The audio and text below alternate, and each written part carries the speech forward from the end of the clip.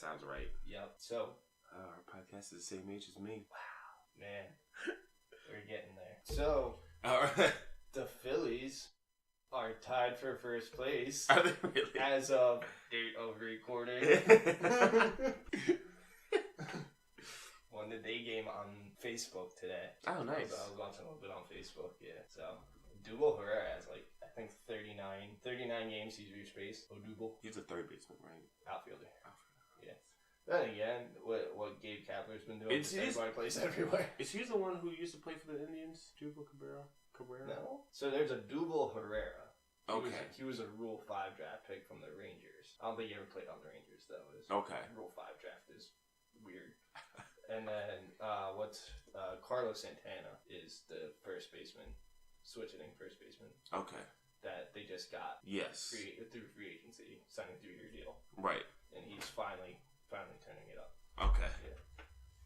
But yeah, I just wanted to start with that. Anyway. Orioles got 9 wins on the season. Yeah. A month and a half into the season. 9 wins. There we go. It's not over yet. It's not over yet. It's a long season. It's a marathon, not a sprint, is what it is. Well, I actually have something to say, but I'll save that for the end. For our week in review segment. Got something to say about the Orioles. Nice. But anyway, first off, however we're phrasing this first segment, airing of the grievances, copyright pending. Yeah. Don't want to get sued by Seinfeld. He has too much money. The thing I want to say is actually influenced by Crossing Broad, and it kind of got to me too. So something I'll also touch on in the weekend review is the Sixers lost the series last night. Right. Whatever, it happens. Like, they made a run. Right. I think deeper than most people thought. Yeah. Anyway, for sure. But the thing is, two people, one of them being Howard Eskin. Well, I don't know if you know who that is. Dude, like, he's a Philly reporter, but he just goes against everything. Like, he just says stuff for attention. Yeah, okay. Right? Like, he has no idea what he's talking about. Right. Or he does, and is being a jackass on purpose. But very Colin Cowherd-esque. Yeah. Okay. Yeah. But at least Colin Cowherd is right some of the time. Yeah. Eskin just shit. It's more on the Skip Bayless. Okay. All right, I got you. No, I got you. Somewhere between Cowherd and Bayless on the craziness scale. Sounds like the worst human. But he tweeted out last night after the game that the Sixers would have won the championship this year if they had drafted Jason Tatum. Not Jason Tatum. Giannis Antetokounmpo. Yeah. And so I have two parts to this airing out. One is you just have no idea who's gonna be good in a draft. Yeah, like nobody knew how good Giannis was gonna be. Like, I didn't know who he was until last season. He was a fringe lottery pick. Like he barely was drafted in the lottery. I think he was drafted 15th in that draft. And that's what. And not only that, but that was like historically one of the worst drafts. Like worst drafts in the history of the NBA. Just stripped. Because I think that was the year that Anthony Bennett was drafted first overall to the Cleveland Cavaliers, and that was a bad draft. That's the thing. Well, you can't. So I think the first pick in the draft was Anthony Bennett. Then the second pick in the draft was Victor Oladipo.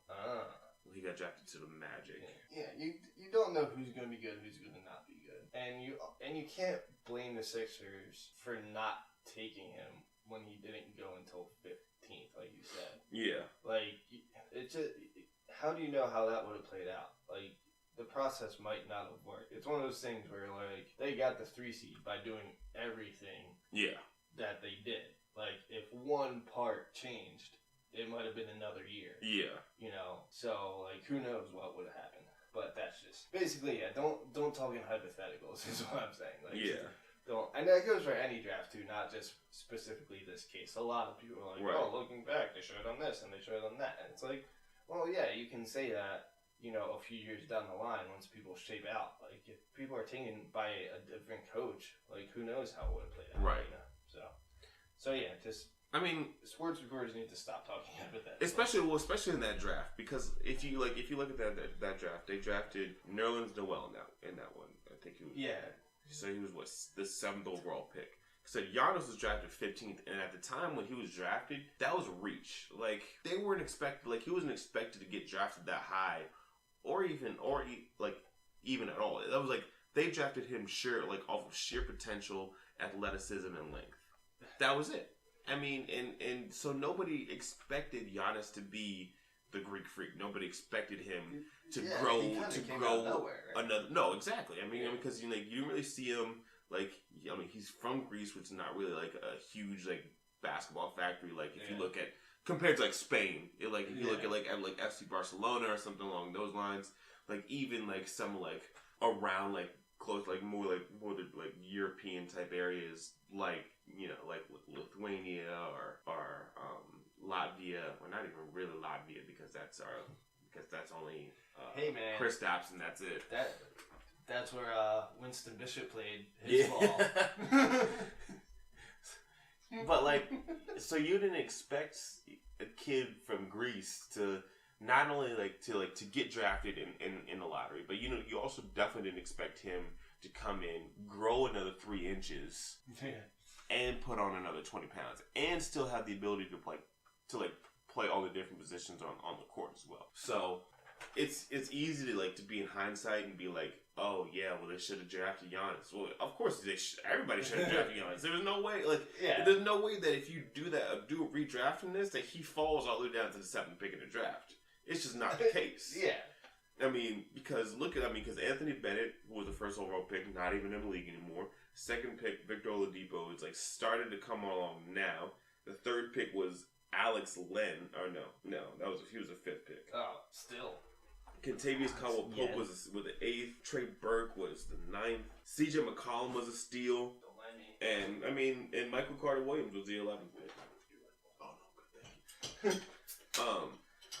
So it's easy to be like, oh yeah, they should have drafted Giannis Antetokounmpo. But Otto Porter was a third pick. Cody Zeller was the 4th. Yeah. I don't know why people expected you can't sit here and tell me that oh yeah, we knew Giannis Antetokounmpo was going to be an all-star player. We knew he was going to be this good. You didn't. Nobody did. And also except for the Milwaukee Bucks. Yeah, there's the ones that were like, yeah, let's take a chance on this. Right. Also, I just don't think you could say, oh, they definitely would have won the championship. One, they're still a young team. They're still young. They're still fairly good, better than most people thought. You still would have had to play the Cavs. Yeah. And or Celtics, depending on how the seeding. Right. Yeah, it would have been a hypothetical seeding. Yes. And then you would have had to beat the West Coast team as well. Right, in exactly. the finals. Which is not an easy You can't task. say because they lost in the conference semis that they would have won the championship. Right. In a hypothetical situation where you're playing, you'd be playing, say, the Warriors in the next round. This is a team of young 20 to 22 year olds who are going against who would be going against in this hypothetical situation the Warriors, which would be who would be on their 4th straight finals appearance. Yeah. 4 straight finals appearance. 4 straight, yeah. So ridiculous. You can't sit here and tell me that they would just they would automatically be in the championship and win. I mean, you still in this situation, Markelle Fultz still isn't healthy, didn't play the entire second round at all. Yeah, there was a lot that went in. And then you still have to you still have a whole bunch of needed and continued growth for Ben Simmons. Because Ben Simmons, at the end of the day, there were certain times in that series where, if you look at it, they went with T.J. McConnell more because T.J. McConnell was a hot guy. And he was better after handling the situation. And the fact that he can just shoot any kind of a jump shot compared to Ben Simmons' complete inability to jump, to have to throw up a jump shot. So if you still need development. There was a point that was made by Bomani Jones from ESPN where he's like, Embiid was the most talented player on the court against the Celtics, but he wasn't the best. Oh, I heard that all season. He was their centerpiece, but there are other players that were overall better. Right, exactly. If you look at it, Al Horford completely outplayed Embiid. Now, I'm not saying that Al Horford just a better overall talent than Embiid, but he was better. He's a better basketball player right now than Embiid is right now. And overall, and like I said, Embiid will get you. I'm pretty sure he had a 20-20 game. You 30 points, double doubles and stuff like that. And he's good, but he needs some refinement to his work, to his game as well. Like you can't sit here and tell me that they would have just won a championship this young. I mean, you look at what the Thunder did when they had Serge Ibaka, they had Kevin Durant, they had Russell Westbrook, and James Harden all in the same roster. They were in the finals, but they were still too young to actually win a championship. And that's why you saw struggle from James Harden. You saw a little bit of struggle from Russell Westbrook and Kevin Durant because they weren't as polished and they haven't really been there before, like the way that the Thunder that the Heat had been there before, because the Heat had been to the championship the year before. Dwayne Wade had already won a championship at that point, and LeBron James had already been to a championship. So you can't sit here and tell me that in their first playoff appearance after winning 28 games a year before. They would just come into the league after winning 10 games 2 years ago. Right, exactly, and they would just come in oh yeah, we're winning the championship now. If they get somebody they get somebody like a Kawhi Leonard or get somebody like a LeBron James in free agency, I don't know how likely that is and happening, but if you get somebody like that, then yeah, I'm oh for sure they're if any team gets LeBron, I'm predicting them to go to the. Yeah, that's fair. Yeah, that's fair because it's LeBron. But yeah. Do you have a grievance that needs airing out? Yeah, it's about how I know it's slow as far as sports go, the sports. Not really right now. Look at the playoffs and everything like that, but it's July and August. Yeah, but my thing is with ESPN, they still have a 2-hour episode of NFL Live, in that 1:30 time slot. It's 1:30 3. It's an hour and a half time slot, and I'm just what can you possibly talk about for this long? Well, they repeat stuff. They repeat a whole bunch of stuff. That's what SportsCenter does too. And they're already talking about fantasy football rankings and things like that. I'm if you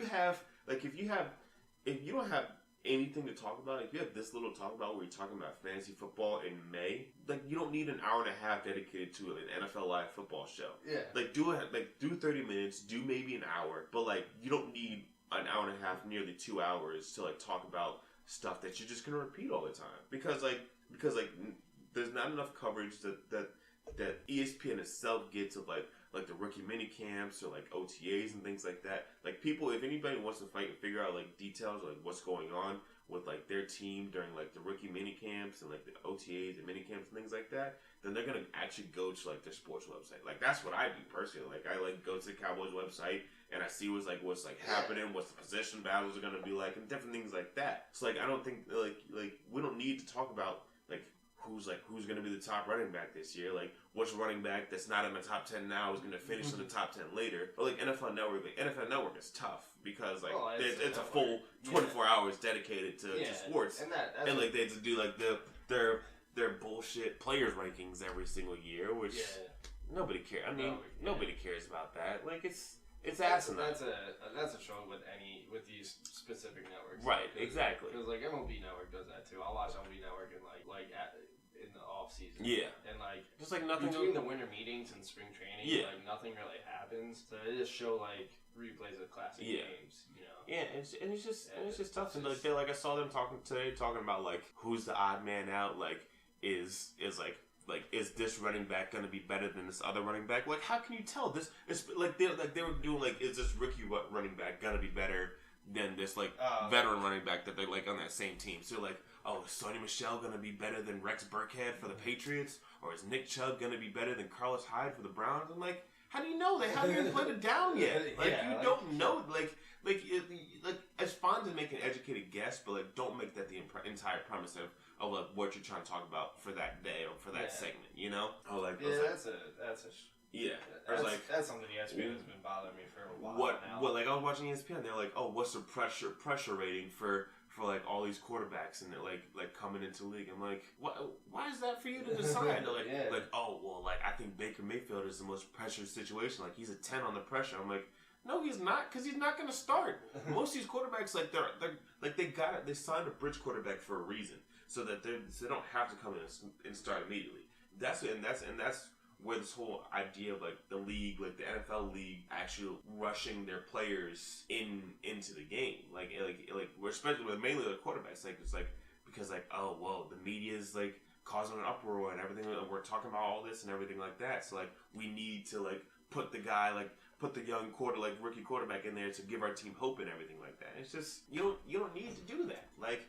Just because the Browns aren't winning and Tyrod Taylor isn't doing like as great as you think he should be, doesn't mean you then need to bench Tyrod Taylor for Baker Mayfield. Because at the end of the day, like you brought Baker Mayfield, like you traded a third round pick for Tyrod Taylor for him to be the bridge quarterback to the quarterback that you were going to draft. So the quarterback that you drafted was going to learn underneath him. He's going to learn how to do everything and this, that, and the third. And then when it was time for the next season, he just rolled on out, and then he was good for the next season. I mean, that's what every situation is. Like, that's what the Ravens did really well in the draft. Like, they did a good job of, like, saying, like, hey, we don't think that we have any more good years out of Joe Flacco.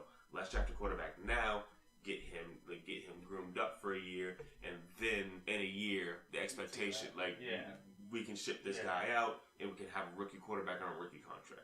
That's how it's supposed to be done. It's simple as that. Like, unless they're, like, absolutely ready, or unless, something happens. Like with the with Carson Wentz. With Carson Wentz, Wentz was a third string quarterback until that trade happened. Yeah. Until Teddy Bridgewater tore his ACL. Exactly. And shattered his knee. Which is like he was a third string quarterback. They were perfectly content in having Sam Bradford start. The plan. Yeah. They were fine with that. Having Chase Daniel be the backup. No. And I mean Teddy Bridgewater tears his ACL. They trade Sam Bradford. Bam, Chase Daniel, your career backup. So we're gonna keep you that way, and we're gonna move our second overall pick into the starting role. And it turned out well. I mean, turned out real well. Cowboys did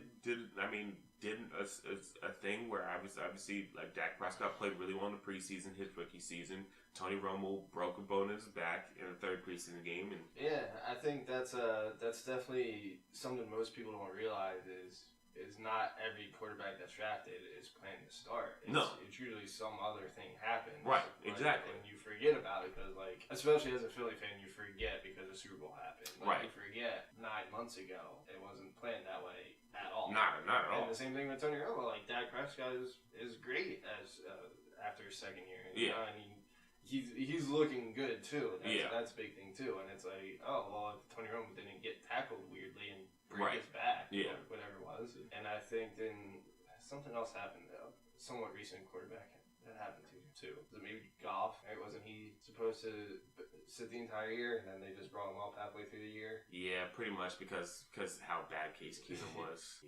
Look at that now, like season. And so I mean, Jared Goff is equally as bad. Like he they're like oh, it's the worst start to a rookie, like a rookie quarterback. So I'm like, you played 7 games and they weren't expected to do good. Like Jeff Fisher was a head coach. If you want to say, hey, we want Jeff Fisher to be a head coach, like, all right, cool. So which quarterback's career do we want to ruin? Then that's the coach that you want to bring in. Another thing is, I kind of have agreements with the idea, because one per episode, Kelvin. No, they were talking about the idea, because Stephen Jones had said that oh, we're getting ready to pay Dak Prescott if he has a really good season after the season and everything like that, and people are like, oh, what, they're gonna pay him? I'm like, they're gonna back up the Brinks truck. I'm like, yeah, it's a quarterback. Yeah, every quarterback is like and after 3 years, that's a solid time, right? Exactly. Especially it's like we don't it's not like you said oh, we're paying him tomorrow. We're like, oh, we're gonna pay him $28 million tomorrow. No, we just said, hey, if he performs well this next season, we know what the budget is for the quarterback. We know that all these other quarterbacks in the roster. See what other quarterbacks are getting paid. Right, exactly. It's and talking about 28, 29 million. I'm like, yeah, that's about where a lot of other quarterbacks are getting paid. Yeah. I mean, I would say a little bit for Dak Prescott. I'd say a little bit lower than that. Yeah, I wouldn't give him that. I would put but I wouldn't put him up there in Matt Ryan, because Matt Ryan's got $30 million a year. Matt Stafford got 25. No, he got a little bit more than that. Derek Carr got $25 million a year. I think we talked about this last episode. Yeah. Is Matt Stafford the highest paid quarterback? He was. Or is it now Matt Ryan? It's now Matt Ryan, yeah. Alright, so I'm named Mike and Matt. And he will be number 12.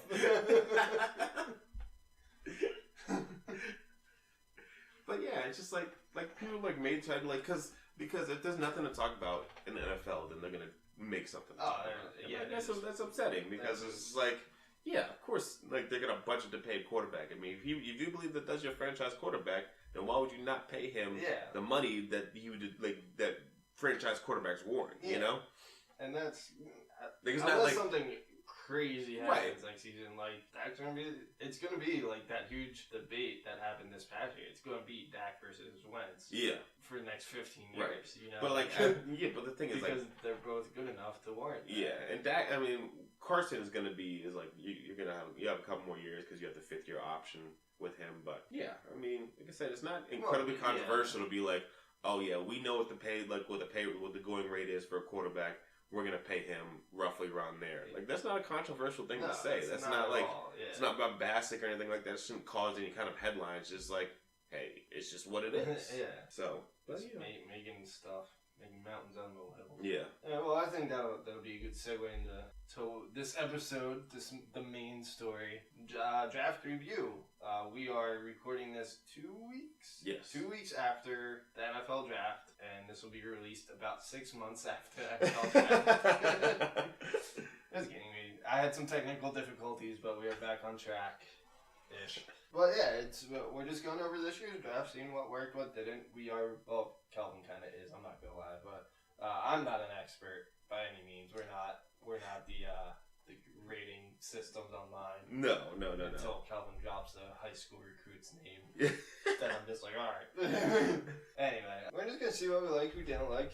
Kind of general, nothing too specific. We're not gonna go pick by pick and say stuff. We're kind of the bullet points. I want to start with a pick that I kind of know more about, or an interesting pick, and that is the Eagles trading down their pick, their first round pick, and the Ravens picking up Lamar Jackson. Yes. So I want to start there because I think that's kind of interesting. We kind of touched on it earlier during your spiel. Yeah. Lamar Jackson. I think the main question is, do you think Lamar Jackson will be their quarterback or will he be a running back? Oh, no.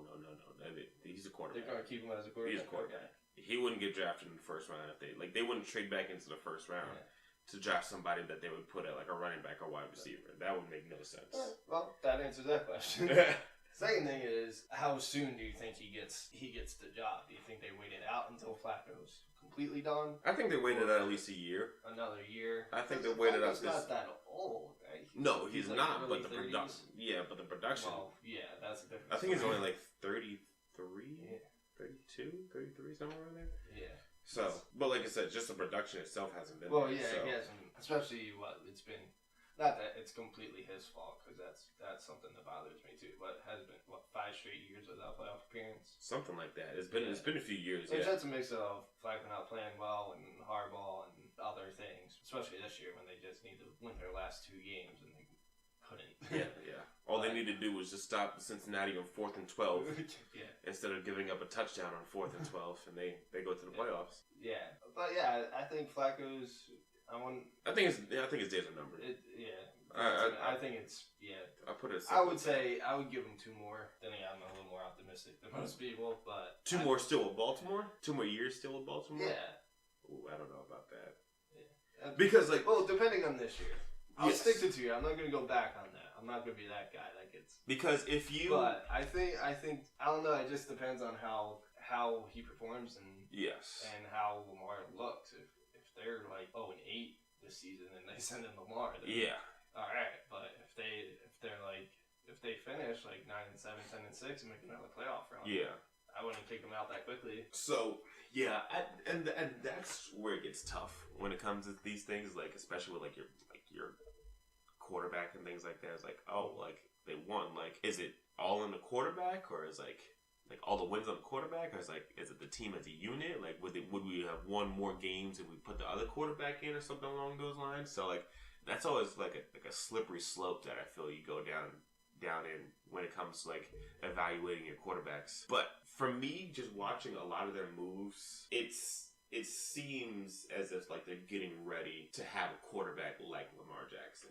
So you bring in RG3 as like your backup quarterback, who's very similar kind of a role to what Lamar Jackson did, at Louisville. You also have Greg Roman as your quarterbacks coach, who was the offensive coordinator for the 49ers when they had Kaepernick in there. So like you start to look at things like that, and you start to piece that kind of together, and you're like, so they're getting ready to. Also, the coach I could be totally wrong here, but was he the coach or coordinator at Nevada with Kelven and I too? Because didn't one of his coaches go to NFL? I do believe so, but I'm not sure. They like invented the pistol. The pistol, yeah. So like the formation, not not the gun. Yes, but if you're a real sports fan, you know that. Yeah. But no, like so, like you start to look at some of these things that are adding up, and it's just like, okay, so this is what we're gearing up for, is like the changing of a mold as your quarterback goes, as like bringing in like these athletic guys with pretty big arms. Like I think RG3 had a pretty decently sized arm. They're both kind of pretty solid arm. Yeah. Pretty slightly built as well. Kind of crazy. Yes.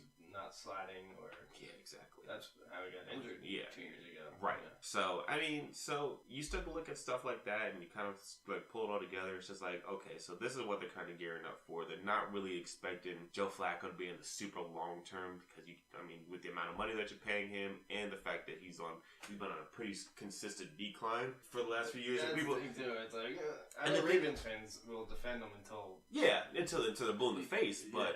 But if you look at it, like even like since they won the Super Bowl, it's just like decline. I understand he had the 1 year where he tore his ACL, but like, and even the year after that, they're like, okay, well he's like still coming back from that. I'm like, usually doesn't take 3 years to come back from a torn ACL, but you can keep on believing that. But like, even the year after that, it's just like statistically, he hasn't even been the best he's not even the best better quarterback compared to RG3.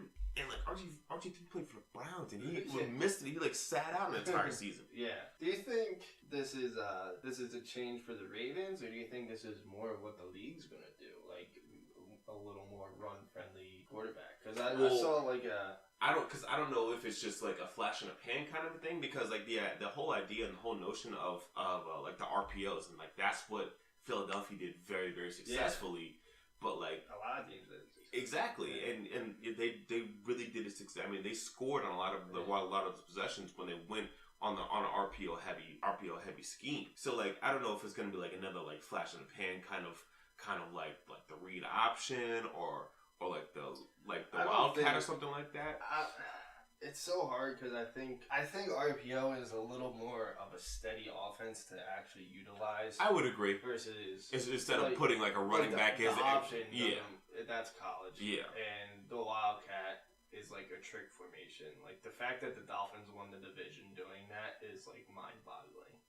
Like because they just succeed at doing that, and it's also easy though. Yeah. Like, it's also similar to Chip Kelly's offense. It's like, once you figured out what he was doing, it's easy to defend. It's like one read throw. And, like, just try and get as many plays off as possible. Like, it's cool that you're trying to run 100 plays, but if you also go 3 and out every single series, then you're not going to be running anywhere close to 100 plays. So you're not going to be tiring out the opponent's defense. You're going to be tiring out your own defense. So. Yeah. It's like those things, So those things I think can be a little bit more of a flash in the pan. With the RPO, I think it has the ability to last. But the thing is, I don't know how many quarterbacks you can get that'll be as good when it comes to stuff like this. Like I think Lamar Jackson can be really good with a run pass option scheme. I think he can be really good because he has like the amount of athleticism to like break the long runs compared to like a Nick Foles who's running the RPO. Like you even saw like the offense, the scheme itself worked with the Eagles when Nick Foles is in there, but with the mobility and the athleticism that Carson Wentz had, it worked that much better. Yeah. You know, so like you implement more of that with a guy who you think can run a 4.40, then I think that can be scary. You know. I think as long as you, I think a quarterback should be majority a passer, if that makes sense. Oh, no, I get no. Like he shouldn't be seeking the run option every time, and right. He shouldn't be ignoring his second through fourth reads. You know, I think he sits back a little bit, even if he runs out of the pocket, but as long as he's looking. Yeah, I think that's where his development is going to come into. Like, I think that's what I'm always nervous about with these. He's already got like. He's already got the arm strength. He's got the ability. It's just getting some of the technical refinements down, like getting the footwork down, getting the idea of like you don't have to just pull it down and run. You can look through all your options and like evaluate it and find the best play. You have time. Exactly. Usually. Yeah. Exactly. Usually. Sometimes. So yeah. So it's just Yeah, I like the pick. Like, I was a huge fan of the pick for the Ravens. I'm not necessarily a Ravens fan, obviously, but like I did think that like this spell's close to the end for Flacco. You can kind of see it coming. Yeah. But I mean, there were 5 quarterbacks drafted in the first round this year, which is like the most in like a lot of years. In the first round. Yeah, in the first round. Yeah. So weren't there a lot on the board though too than usual? I wasn't too. Depends on which board you look at. Like some people had Mason Rudolph as a first round pick, but he just has a big arm. He doesn't really like because people are like, oh, he's got a big arm. Like he's like he could throw. He was able to throw it all over the field. But then people like also like, oh, remember Brandon Weeden from Oklahoma State? Like remember how much of a train wreck that was? So exactly. Yeah.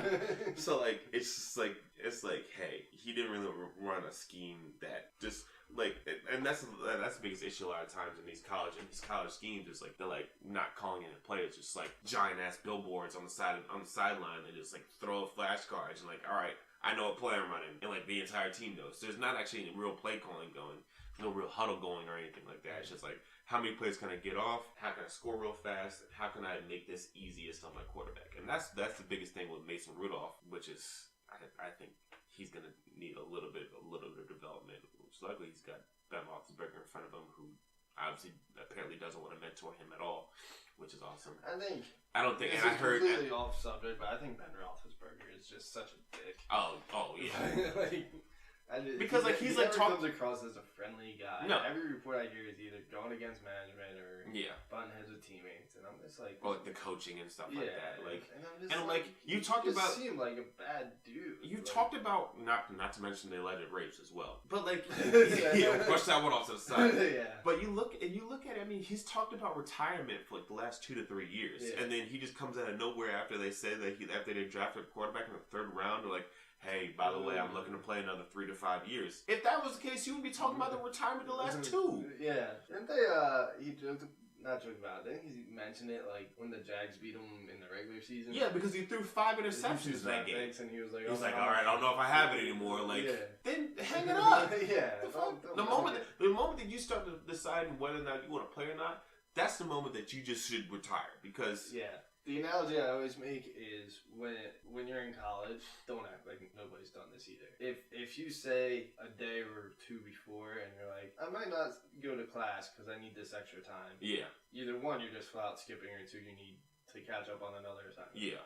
Whatever it is, as soon as you think it, you're going to do it. Right. So if you're thinking about retirement a year or 2 ahead of time, it's already in your head. You're already looking to that point. You're not just like, well, let's see where it goes and actually see where it goes. Yeah. You're planning on leaving sometime soon. Right. So who had good drafts? I'm trying to think. So I don't know much after the first round, I'm going to be honest. Okay. I mean, I've also had a track tournament that I was in charge of, so it was hard for me to keep the Bears had a good draft. Bears drafted Roquan Smith in the 1st round from the linebacker from Georgia. They got Anthony Miller in the 2nd round, the wide receiver from Memphis. They had a good draft. They didn't have a lot of picks late, but they did a good job, and they did a really good job in free agency and showing up the wide receiver position as well. So I think they had a really good draft. I enjoyed theirs. I told you the Raiders was a really bad draft. The Raiders might be the worst draft I think I've ever seen in my entire life. Like, it looked like that Gruden just put on his Al Davis cap and it just pretended he was Al Davis and drafted exactly like him. Because they drafted big guys with a lot of athleticism but not a lot of skill set. They did that in the 1st round. So they traded away.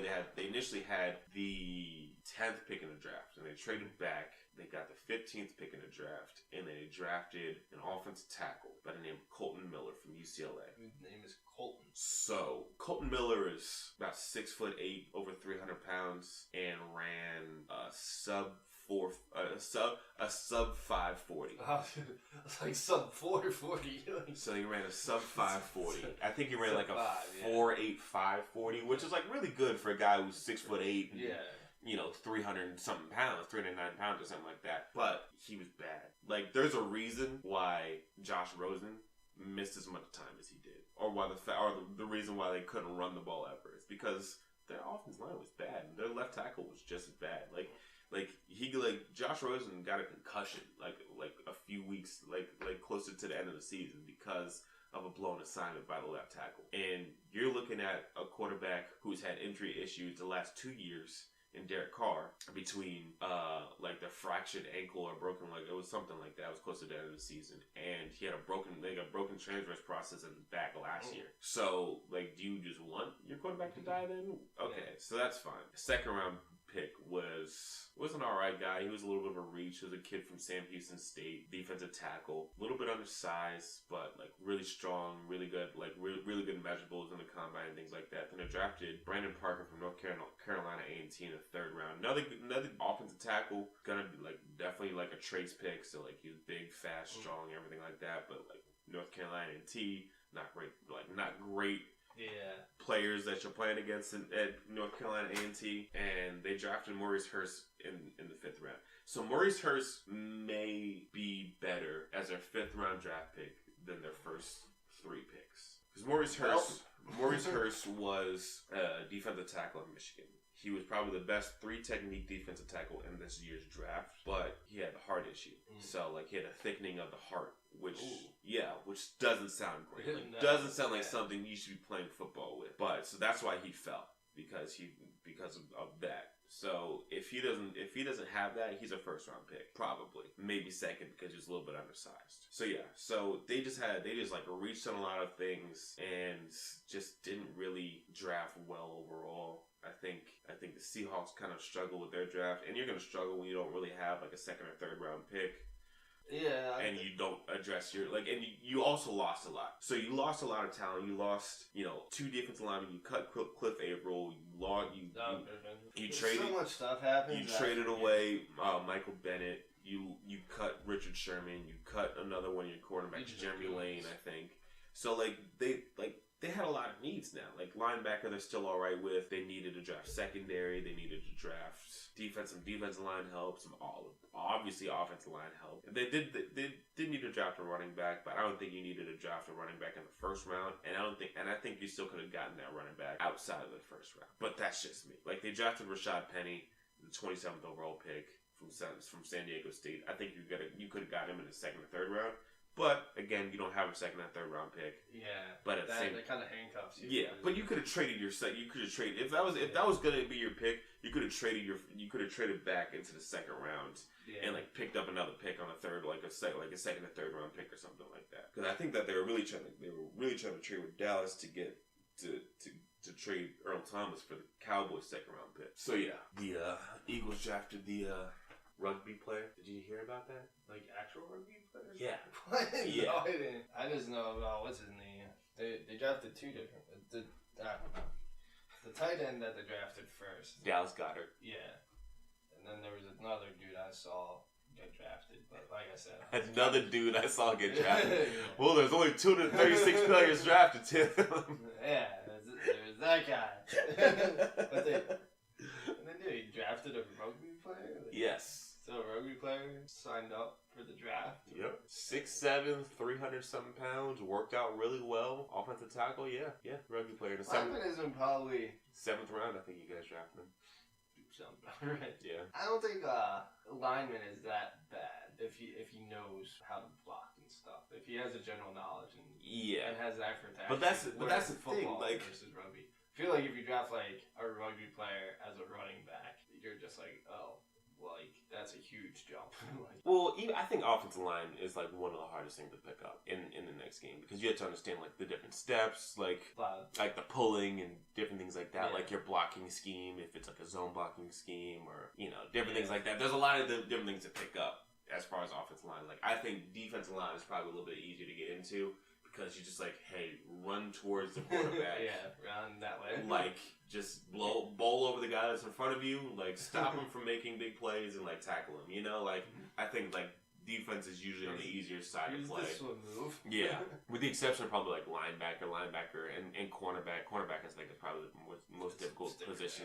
Yeah, but I think like defensive line, I think it's gonna be tough. So it'll be. Well, it's not like those are all trace picks. Like that's why you draft somebody like that in the 7th round. You know, it's a 7.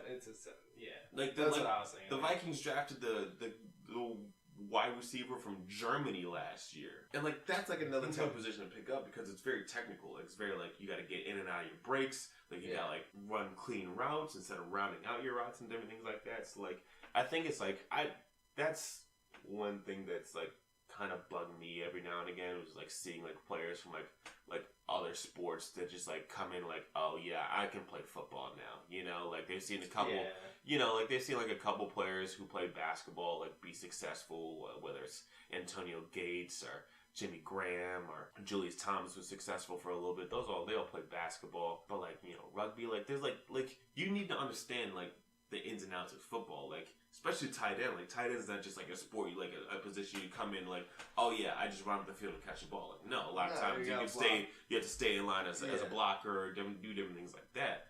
And, like, even, like, so, like, that's why, like, the Cowboys have the kid Rico Gathers who played basketball at Baylor, and like he hasn't even seen the field because it's like, I play tight end. I'm 6'8" and I'm 275 pounds.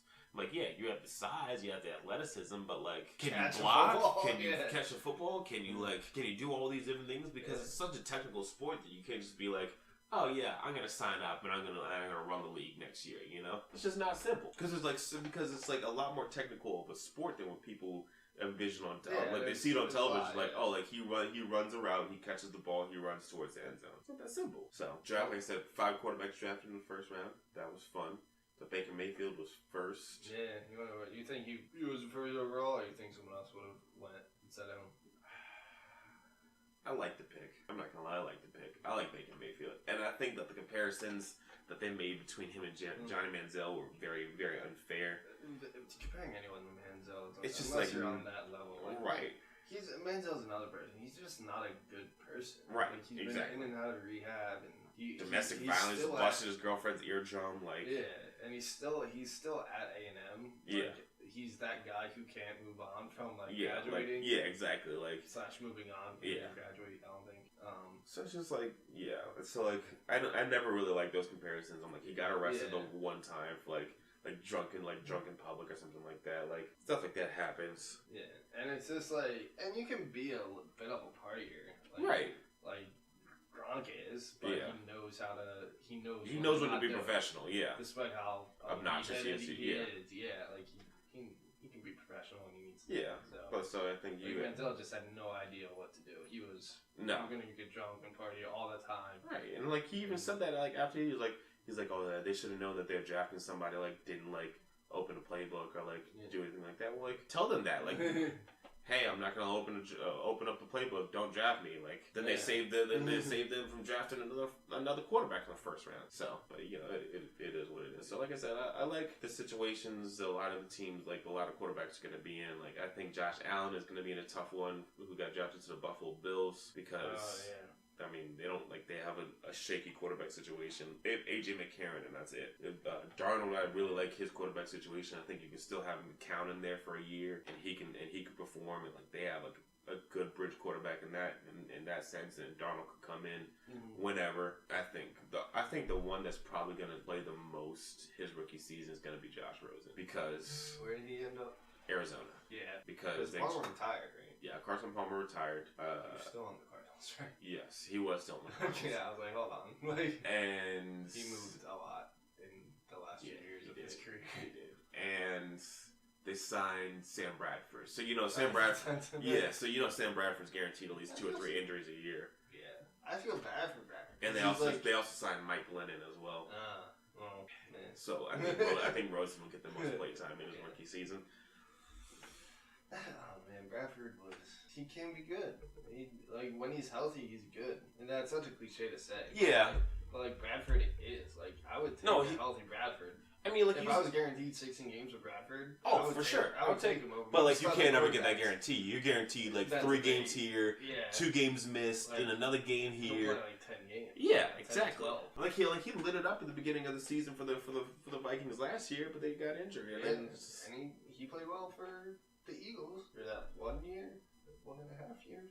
Yeah, he played well. So, like, well, we got some time left. I think we can do our final segment, Week in Review. Nice. We'll start with the NBA playoffs because I think they're fresh on both our minds. Yeah. Touched on it in the beginning with the airing of the Sixers. grievances. Yeah, Sixers and the Celtics advancement. Celtics Cavs again. I think Brad Stevens is one of the best coaches. If not, I think, if not the best. Yeah. He's really good. In the league. And he showed it, like, at Butler, too. I was thinking about this earlier. He brought Butler into, like, prominence. Like, Butler's, like, still pretty good, too. Yeah, and he did it and brought him to 2 back-to-back. 1 seed this year? Was that Xavier? I think that was Xavier. Yeah. But Butler was, like, a 3 seed. Yeah, they were high up. And then he brought him to 2 back-to-back title games. And like, 1 shot away from winning one. One like inch away from winning. Like, that ball like hit the backboard, then the rim, then the backboard again. Like, and then he's coaching with men down, and he's 2 of your best players, by far your best players. Right? Like, no, they're a 2 seed. They were 2 seed. Yeah, the Raptors were the 1 seed. Right, I forgot the Raptors. Yeah, I forgot about the Raptors. But still, you're the 2 seed in a conference with LeBron, and they're higher than LeBron last year too, weren't they? Yeah, they're the 1 seed last year. Yeah, so like he's playing pretty well, and I think they'll make it. My money's still on LeBron, but yeah, I wouldn't be surprised if they were in a sneak game. Yeah, because of the coaching, like if it goes 6 games, I wouldn't be surprised. Yeah, because like the coaching, Brad Stevens is just that. He just knows the game. He's just that much better of a coach than Tyronn Lue is. He's just that. Like, Tyronn Lue is nothing. Dude, Cavs don't have a coach. Like, if Brad Stevens was the coach of the Cavaliers, like, I wouldn't be surprised if they would be able to find a way to beat like the Warriors in the next round. Yeah, I just think, I don't know, like look at the Cavs coaches. It's Tyronn Lue, David Blatt. Yeah. I don't even know. It was what's his name? The black guy with Mike glasses. Mike Brown. He's the assistant coach for the Warriors now. Like Byron Scott was a head coach there for a little bit. Yeah, Byron Scott. Like, these aren't big coaching, and when you think coaches, you don't think these guys. Yep. Nope, not at all. They're not in the powerhouse of coaching. No, they're not even in they're playing like single A ball. Like, yeah, exactly. Boy. Yeah. So like. But I think it'll be LeBron again. I think for the 4th straight year, it'll be LeBron versus the Warriors. I think so. But like the thing is, I think that the Rockets could really give the Warriors a run. They could give the Warriors a run for the money, but when it comes down to it, you know, they just have more talent. They have more talent. They've all been there before. Yeah, they know how to get done. Yeah, and it sounds, you know, like kind of cliche, but it's true. Yeah, like it's one of those intangibles where it's like it actually plays a factor. Right, exactly. Like if you have a choice between a team who's made it to 3 straight finals or to a team that hasn't, I'm gonna take the ones with the finals experience. Right, exactly. Like, this is like for how once you get there, you know how to get there. As long as Chris Paul's been in the league, I mean, like this is the first year that he's ever made it past the 2nd round of the playoffs. Speaking of past the 2nd round, we got to talk about the Capitals. Yes. Because that was an incredible game. That was a great. Maybe the greatest moment of my life. As soon as Kuznetsov. Yeah, as soon as he got that breakaway, I was like, he better score. I was like shaking. I was like, if he doesn't score right here, I'm gonna lose it. And I was at work too. Like I was managing. Yeah. And I was like, if he doesn't score right here, I'm gonna flip out. Was that Tuesday? Monday. Yeah, I knew I was watching either Raw or SmackDown. But I was like, no, like this is a huge game. I'm cheering for the Caps now. Yeah. I hope it's Caps Golden Knights. I would love to. Vegas is like. I would love that, but I would also hate that at the same time because I'm a fan of both teams. Yeah. Like I have a shirt from both teams.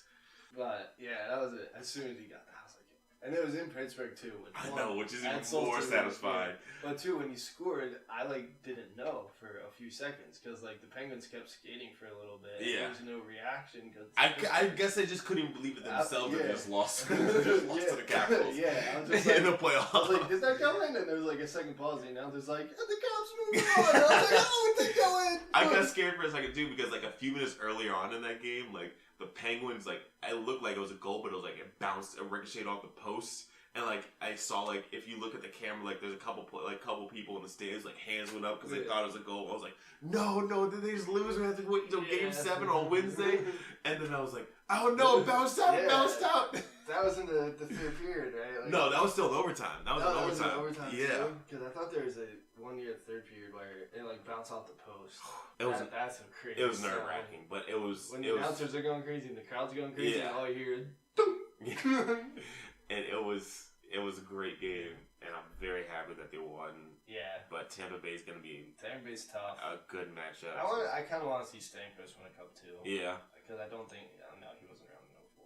I don't think so. But he made it to the finals. Yeah. A few years ago, they lost to the Blackhawks that year. Yeah. It was like 2015. Yeah, they did make it to the finals. Yeah. Yeah. So Game 7's tonight for whoever plays Vegas. Yes. Preds, somebody. When I was at High Tops, the Predators were down 2-0 in the first period. Yeah, I know. I kind of wanted to see because I kind of wanted the PKC band to get up there. They took out Peke Rene too. The Predators did. Yeah. That's. We'll get your goalie pulled in the first period, but I want to see. I saw a stat on Vegas. Any expansion team, not even the 4 major sports, any including MLS and anything else, basically. They are the first expansion team to make the playoffs in their first year of existence. Yes. They have the highest winning percentage, I think. They're also the first team to make it to the second round, because no team barely made it to the first round. Right, exactly. They said one other team made it to the first round, and it was like the 68 Bulls, or whenever year they expanded. Ugh. And that's because the NBA was just so bad. They made it. They were like 10 games under 500, and they snuck in as an 8 seed. That's like the only other expansion team to make it on their first year. Yeah. And they're just blowing people out too. They're not even like. It's not even like close games. Yeah, they're just so good. They scored 109 points this season or something. The goalkeeper's been there. Like goalkeepers won a championship, and Marc-Andre Fleury. They got good talent from other teams around the league too. Like that's the thing. They're all like good-ish players. They're not the best, but you put in a bunch of second-tier players on a team. Yeah, all people who I don't want to say they're upset because they're still playing hockey, but like upset that their team cut them. Like if I was Fleury, I'd be upset. I think Fleury got 2 rings with Pittsburgh. I think so. Possibly 3, but last year was mainly Matt Murray. Yeah. But still, if I was Fleury, I'd be like, hey, you're taking this guy over me. Right, exactly. It's fine. I'll just go over to Vegas, chill it, party it up on Vegas, and then win the chip over there. It's fine. That's just insane to see. It's exciting. It's exciting to watch, too. Yeah. Expansion team win the Stanley Cup. That'd be so insane. Also, I'd love to see it if the Capitals don't make it out. I'd love to see. Yeah. At this point, I really want to see Ovi get a cup. Yeah. It'd be such a shame if he doesn't get a cup in his career. To be that great of a goal scorer for that long in your career. Yeah. It took me. This may sound really stupid, but it took me until last weekish to realize the Golden Knights logo has a V in the visor of the Knights helmet. I noticed it when I was doing an article. I was like, oh, that's cool. But yeah. They've done a really good job with Vegas as with advertising. If you start to see, if you look at a lot of the hockey arenas, I know the Capitals and the Penguins both have if you look on on the boards around the ice rink, they have an MGM logo on the boards, and that's because MGM, the owner of MGM, it is a part owner of the Las Vegas Golden Knights, so he brought his merchandising. And advertising into NHL arenas. It's pretty cool. And their stadium is beautiful too. Their arena is beautiful. T-Mobile Arena is gorgeous. I don't know how close. I have an aunt who lives in Sedona, Arizona. Okay. I have no idea how close that is to Vegas, but no idea. It is it's on my bucket list. It's almost my initiative to visit her in the next 2 to 3 years. Okay. Just because it's so gorgeous out there. But if I can, I would love to make a trip to Vegas. And see a game. See that or 51 game. But the last thing Orioles. I want to touch on the Orioles real quick. One, they're terrible. Thank you. Yeah, they're pretty bad. They're pretty bad. They're bad. We just celebrated our 9th win. Yesterday at how was this, man? Yeah. May 9th win. We just need to trade Machado. Yeah, I was going to say you have to trade Machado at this point. There's no way. Because if you don't, you're going to walk. Yeah, he's going to walk. I thought if they made a playoff run this year, he would have signed on again. But no, it doesn't look like they're making any kind of playoff run. So I think you need to trade. The Yankees and the Red Sox in the division, like playing well. Oh, really well. Yeah. Not to mention, like, still, like, the Indians are really good. Yeah. The Astros are really good still. All in the AL. It was just like, what do you want us to do about that? Yeah. And it's like, just sell now, for, like, trade them to a contender so they can win a chip. And then, like, you don't have to worry, like, you get something and you don't have to worry about, trading or paying for them because you're not going to be able to afford them. You're definitely not going to be able to afford them. It's not like he would want to stay if you're not winning. Yeah, and I think he'll be, if I had to, I think I talked about before, I would not pay a baseball player $400 million. Yeah. But if, like, Rob Manfred, the commissioner of baseball, was like, hey, like, do this or I'll, like, kill Peter, then I'll be like... It's like, all right, just give Machado $400 million. Yeah, I was like, all right, I'm choosing Machado. I'm not going Harper. No, I wouldn't. I might go Trout, but just because he's been more productive, more consistently. Yeah. But I think if one of those, because they're both free agents now. Yeah. And, like... I saw a stat today during the Phillies game. They were saying who's going to get the next 3,000 hits. Sorry, this is a really abrupt segue. But they're showing, like, they showed Miguel Cabrera, who has, like, 3 or 4 years left on his contract. They showed Cano, who still has, like, 3 or 4 years left. Right? And then they showed Mike Trout, and his contract expires 2029. 2029? Yeah. I'm not going to be writing you a paper check. That's not a real year. Be sitting there drinking moon juice with President Jonathan Taylor Thomas.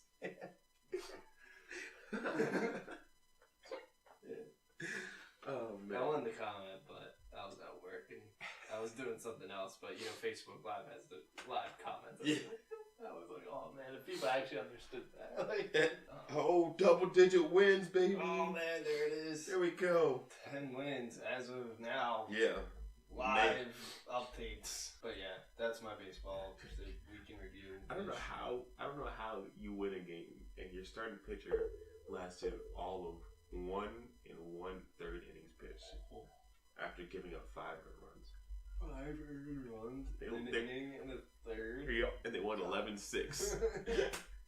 Yeah, no wonder you had to score 11 runs. Yeah, but they need to trade. They need to trade Machado. Just get rid of him. Ship him off to New York or Chicago or Boston or wherever a contender may be that has a pretty still decent farm that you can get a whole bunch of prospects, preferably pitching prospects. The Orioles in pitching. Also Also get rid of Dan Duquette. Just call it a day. We don't need him anymore. We should have let him go to Toronto. We didn't. That was our mistake. Baseball gods have punished us enough. Speaking of Toronto, that was another thing. There's already been 3 no-hitters in baseball this year. Oh, really? Yeah. I know. There was one this week. James Paxton on the Mariners threw one in Toronto. Dodgers threw a combined no-hitter. Oh, okay. And then somebody on the A's threw a no-hitter on, like, April 21st or something. Huh. So there's been, like, 3 no-hitters in, like, 3 weeks. Huh. That's crazy. I was just like, huh. Yeah. And it's all, like Paxton's good. Yeah. He's a like a baseball nerds player, like okay. Like all the super smart guys know he's been good this whole time. Yeah. But us common folk, but everybody else, we're not hip to the game. Paxton, yeah. Also, speaking of underrated good people, Aaron Nola is having a hell of a year. Philly's starting pitcher. Okay. Like they're ace. Like they want to be ace. Yeah. These next few years, he has the 3rd highest WAR of any player in the league right now. Wow. Highest in the NL, and he's only behind Mike Trout and somebody else in the AL. Okay. Like as a pitcher. Yeah. he's doing it. I wouldn't be surprised if he snuck into the Cy Young race the way he's been dealing. And especially if they keep on winning too. Yeah. Like it's not a surprise. Around the 2 ERA. And I feel like baseball usually does a good job when it comes to their awards. When it comes to things like that. I think they're one of the most. If they recognize that like this guy like the stats, because it's such a stat oriented game, stat heavy game that like it's like they're like, okay, so he's got like very high like WAR, like ERA is really good.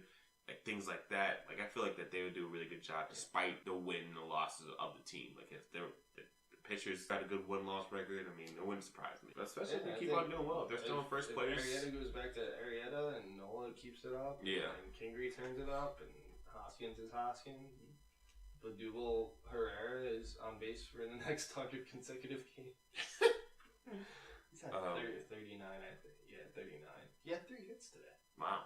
It was weird. It was typical baseball fashion. His first at bat. So there's a guy in first. This is one of the few rules I still have no idea how it's ruled in baseball. And I like to think I know a lot about baseball rules. Like, it was a man on first, and it was a 1 out. And it was a wild pitch strikeout. So Dubel ran the first, John first ran the second, and they both stayed. But then, like, before the next pitch and the next batter came up, they called him out. And apparently, if there's a guy on first, even if he runs to second, the batter can't go to first because it's technically occupied. What? Yeah, that's ridiculous. It's such a weird rule. Yeah. Of course, these are neutral Facebook announcers, not even the Phillies or really playing the Giants announcers. Okay. These are just neutral MLB guys. Yeah. I think the color guy was Phillies, but the main guy wasn't. Okay. And they're trying to find out this rule and correct them. He got the first. The guy at first won the second. He chose to leave first. Right. So why shouldn't the batter be able to have first? So apparently that rule only applies if there's nobody on first. So this was the first inning. So they're his on base streak is still up for grabs. It's at 38, which is nothing to laugh at. But right. They're oh man, he has the rest of the game. It's 3 hits. No worries. Yeah, no worries. I got it. The next 3 times, I still got it. Yeah. So no, that's impressive. I'm happy for him. I'm cheering for him because I think they can. If how they much open the division, especially within the division too. I mean, the Nationals are only a game and a half back. Yeah, they're still not. I'm not 100% sold on the Nationals still though. Either the Mets, they're always a train wreck. Well, they just when you DFA Matt Harvey. Yeah, that's true. He's playing with the Reds now. Yeah.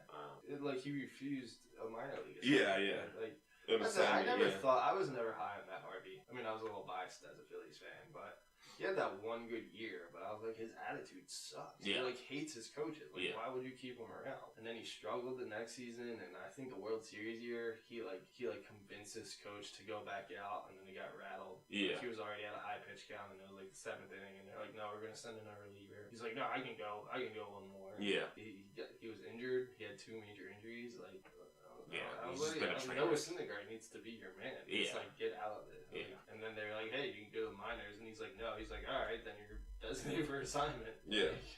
That makes sorry. sense. You're playing with the Reds, where you're definitely not gonna win. No. Well, so with was that the NL East? Yeah. So the Marlins are.